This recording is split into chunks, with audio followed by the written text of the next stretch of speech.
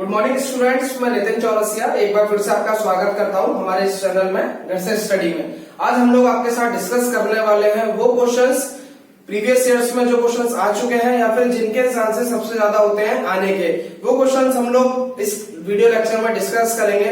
But उससे पहले अगर आपने अभी तक इस चैप्टर का एक्सप्लेनेशन नहीं देखा है या इस चैप्टर के क्वेश्चंस या जो टॉपिक्स हैं वो नहीं समझे हैं, तो हमारे डिस्क्रिप्शन में इससे पिछली वाली वीडियो का लिंक दिया हुआ है, उस लिंक पर क्लिक कीजिए, आपको वहां पर एक्सप्लेनेशन मिल जाएगा। साथ साथ अगर आपने इस चैनल को अभी तक सब्सक्राइब नहीं किया है तो सबसे पहले इस चैनल को सब्सक्राइब कीजिए और बेल आइकन को प्रेस कीजिए ताकि इससे रिलेटेड आपके जो वीडियोस हैं वो आपको लेटेस्ट मिलते रहे। अब हम लोग डिस्कस करते हैं जो क्वेश्चंस मेनली प्रीवियस ईयर्स में आते हैं, वो क्वेश्चंस हम लोग डिस्कस करते हैं।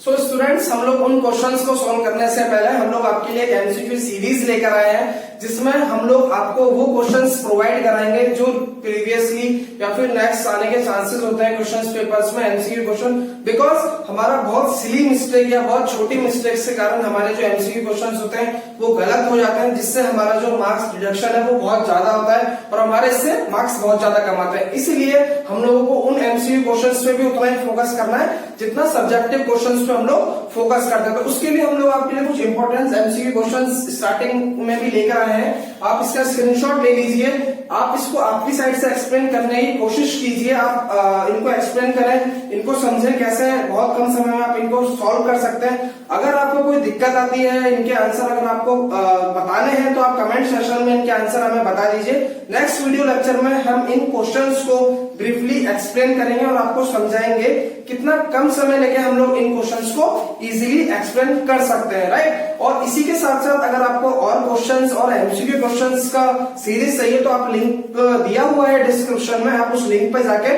आपको और ज्यादा क्वेश्चंस और एमसीक्यू क्वेश्चंस वहां से मिल जाएंगे। स्टूडेंट्स, अब हम लोग क्वेश्चंस पे आते हैं। कौन कौन से क्वेश्चंस हमें प्रीवियस ईयर्स में आ चुके होते हैं या आने के चांसेस होते हैं वो क्वेश्चंस हम लोग सॉल्व करते हैं। तो सबसे पहले हम लोग क्वेश्चंस आपके लिए लेके आए, which one is chemical change, rusting of iron और मेल्टिंग ऑफ आयरन। ये हमारे पास क्वेश्चन है, 2017 में क्वेश्चन आया हुआ है। स्टूडेंट, सबसे पहले हमें किसी भी क्वेश्चन को सॉल्व करने से पहले उस क्वेश्चन का वेटेज चेक करना होता है कि वो जो वेटेज है या वो कितने नंबर का क्वेश्चन एग्जाम में पूछा जा रहा है, 1 नंबर का, 2 नंबर का या 5 नंबर का या 3 नंबर का। उस अकॉर्डिंग हमें हमारा जो आंसर है वो सॉल्व करना है। बहुत बार ऐसा होता है कि स्टूडेंट्स जल्दबाजी में क्वेश्चंस पढ़ के बहुत कम समय ना लेके वो उस क्वेश्चन को इतनी जल्दबाजी में गलत आंसर देता है जिससे हमारा जो 1 नंबर का क्वेश्चन है वो बहुत गलत हो जाता है। उस चीज का सबसे ज्यादा ध्यान रखना है कि आपको एक तो ध्यान रखना है कितना नंबर का क्वेश्चन आपके एग्जाम में पूछा जा रहा है और एक क्वेश्चन को बहुत अच्छी तरह से समझने की कोशिश करना है कि वो पूछना क्या चाह रहा है। जैसे ये वाला क्वेश्चन हमारे पास है,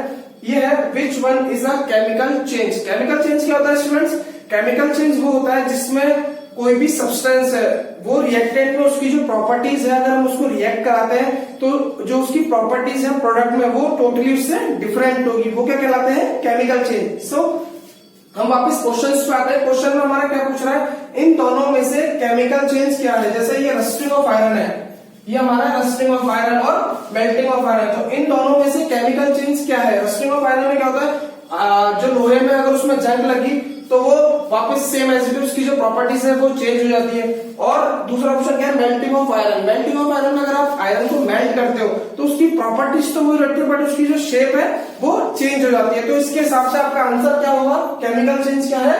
रस्टिंग ऑफ आयरन। तो इसका हम लोग बहुत एक सिंपल लाइन में अगर हम इसका आंसर लिखेंगे तो इसका हम आंसर क्या लिखेंगे, रस्टिंग ऑफ आयरन। स्टूडेंट्स, हम लोग नेक्स्ट क्वेश्चन पे आते हैं। हमारा जो नेक्स्ट क्वेश्चन है वो क्या है, name and state the law which is kept in mind while we balance a chemical equation. Student, सबसे पहले हमें किसी भी क्वेश्चन को सॉल्व करने से पहले उस क्वेश्चन को अच्छी तरह समझना है कि वो पूछना क्या चाह रहा है इस क्वेश्चन में, और इस चीज को ध्यान में रखना है कि वो जो क्वेश्चन पूछा गया है वो कितने मार्क्स का है। ये दोनों चीजों को ध्यान में रखते हुए हमें उस क्वेश्चन का आंसर करना है। तो सबसे पहले हम लोग चेक करते हैं, ये जो क्वेश्चन है वो 1 नंबर में पूछा गया है, ठीक है। अब इसमें पूछ क्या रहा है वो हम लोग एक बार देखते हैं। इसमें पूछ क्या रहा है, सबसे पहले तो हमें नेम बताना है और स्टेट द लॉ, ये कौन सा लॉ है जो कि विच केप्ट इन माइंड, आपको दिमाग में रखना होता है while we balance a chemical equation. कोई सी भी केमिकल इक्वेशन को बैलेंस करने के लिए आपको कौन सा लॉ दिमाग में रखना है सॉल्व करने के लिए। तो बच्चा व्हाट इज का स्टूडेंट्स, इसका आंसर क्या होगा? जो हम लोग को कोई भी केमिकल इक्वेशन बैलेंस करने के लिए जो हमें ध्यान में रखनी होती है वो चीज क्या होती है? Law of conservation of mass, law of conservation of mass. So students, laws of conservation of mass क्या होता है? Mass can neither be created not destroy, it can change one form to another. यही है हमारा law of conservation of mass. तो इसमें उसने पूछा लॉ एंड स्टेट दोनों बताना, तो हमने पहले बता दिया लॉ ऑफ कंजर्वेशन ऑफ मास, ठीक है। Energy sorry mass can neither be created not destroy, ठीक है। इसको एग्जांपल से और अच्छी तरह समझ लेते हैं। जैसे हमारे पास Na है प्लस Cl2 माइनस है, अगर हम लोग इसको रिएक्ट कराएंगे तो हमारे पास NaCl बनता है। ये रिएक्शन है हमारे पास नॉर्मल, ठीक है। इसको बैलेंस कर देते हैं। हमारे पास यहाँ Cl2 है तो यहाँ 2 लगा देंगे तो 2 क्लोरीन 2Cl हो जाएगा। Na प्लस भी 2 है तो यहाँ ये 2 लगा देंगे तो ये रिएक्शन बैलेंस हो गई, ठीक है। अब इसको कैसे, जैसे Na का हमारे पास होता है 23 ग्राम एंड इसका होता है 35, ठीक है। हमारे पास जो प्रोडक्ट्स में जो बनता है वो टोटल कितना बनता है? 58 ग्राम, ठीक है। तो मतलब इसमें क्या है? मास नाइदर भी क्रिएट हो रहा नॉट डिस्ट्रॉय हो रहा। कोई भी प्रोडक्ट में जो जितना आपके पास ग्राम कंपाउंड बच रहा है सेम एज इट इज उतना ही रिएक्टेंट में था, ठीक है। तो ये हमारे पास इसका आंसर हो गया कि हमने इसमें नेम और स्टेट दोनों बता दिए, laws of conservation of mass, और एग्जांपल के लिए हमने आपको रिएक्शन भी बता दी, राइट। सो स्टूडेंट्स, अब हम लोग हमारे नेक्स्ट क्वेश्चन पे आते हैं। हमारा जो नेक्स्ट क्वेश्चन है वो क्या है? What happens when quicklime is added to water. बहुत इजी क्वेश्चन है और सबसे ज्यादा बार पूछे जाने वाला क्वेश्चन है, बहुत मोस्ट इंपोर्टेंट क्वेश्चन है। तो स्टूडेंट्स, इस क्वेश्चन को बहुत इजी और नेक टू नेक जितना पूछा गया है पॉइंट टू पॉइंट हमें इसका आंसर देना है, ठीक है। तो इस क्वेश्चन को सॉल्व करते हैं। सेम एज इट इज हमने ध्यान रखा एक नंबर का क्वेश्चन है तो हमें सिर्फ उतना ही उसका आंसर देना जितना उसमें पूछा गया है। 2016 और 2018 में ये क्वेश्चन पूछा गया है, तो मोस्ट इंपोर्टेंट क्वेश्चन है। तो इस क्वेश्चन को कैसे हम लोग सॉल्व करेंगे? क्या क्वेश्चन उसने क्या पूछा? What happens when quicklime. Quicklime क्या होता है स्टूडेंट्स? क्विकलाइम होता है हमारे पास CaO, इसको क्या बोलते हैं हम लोग? कैल्शियम ऑक्साइड, इसको हम लोग क्या बोलते हैं? क्विकलाइम, ठीक है स्टूडेंट। क्या बोल रहा है? Is added into water. अगर हम लोग इसमें वाटर ऐड करेंगे तो हमारे पास प्रोडक्ट में क्या बनेगा स्टूडेंट्स? कैल्शियम हाइड्रोक्साइड,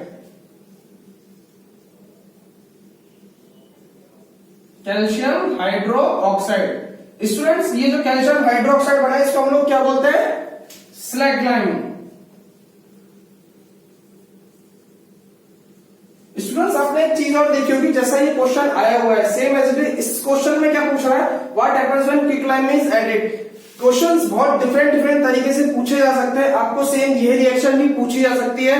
आपको ये याद रखना होगा कि यही सेम रिएक्शन हमने किस चीज में एग्जाम्पल के तौर पे भी आपको समझाई थी, combination reaction, types of reaction के अंदर, राइट। तो अगर आपको ऐसे भी पूछा जा सकता है कि कॉम्बिनेशन रिएक्शन का कोई एग्जांपल दीजिए, आप उसमें भी ये जो रिएक्शन है उसको समझा सकते हैं। तो वो चीज आपको भी ध्यान रखनी है कि क्वेश्चन में पूछ क्या रहा है, राइट। तो अगर आप वो ध्यान रखेंगे क्वेश्चन में पूछ क्या रहा है तो आप उस क्वेश्चन को इजीली सॉल्व कर पाएंगे। जैसे इसमें पूछा था same as it is product में क्या बनता है, तो वो हमने बता दिया कैल्शियम हाइड्रोक्साइड, जिसको हम लोग क्या बोलते हैं? स्लैगलाइन, जिसको व्हाइट वॉशिंग वॉल्स जो हम लोग घर में पुताइयां करते हैं उसमें यूज होता है, राइट। ठीक है, तो बहुत एक नंबर के क्वेश्चन में 9 हमने इसका आंसर दिया, राइट। सो स्टूडेंट्स, अब हम लोग हमारे नेक्स्ट क्वेश्चन पे आते हैं। नेक्स्ट क्वेश्चन हमारा क्या है? Balance the chemical equation. कोई भी केमिकल इक्वेशन को कैसे बैलेंस किया जाता है। एक नंबर में क्वेश्चन हर बार, हर साल, हर एग्जाम में आपके पूछा ही जाता है कि बैलेंस इक्वेशन का एग्जाम्पल दिया होगा कि या तो उसको बैलेंस कीजिए, या पूछा गया होगा कि बैलेंस इक्वेशन कैसे करते हैं। इससे रिलेटेड हर साल क्वेश्चन कोई ना कोई क्वेश्चन आता है, तो मोस्ट इंपोर्टेंट टॉपिक है, तो आप इसको मत छोड़िएगा। जितना ज्यादा समय आप ले सकते हैं इस टॉपिक को करने में उतना लीजिएगा। आपको कोई डाउट आता है या कुछ समझ में नहीं आता है, इससे पहले हमने एक्सप्लेनेशन की वीडियो डाली हुई है, लिंक में डिस्क्रिप्शन आपको मिल जाएगा। आप उस डिस्क्रिप्शन लिंक में जाइए और वहां से उस वीडियो को देखिए और समझिए, ठीक है।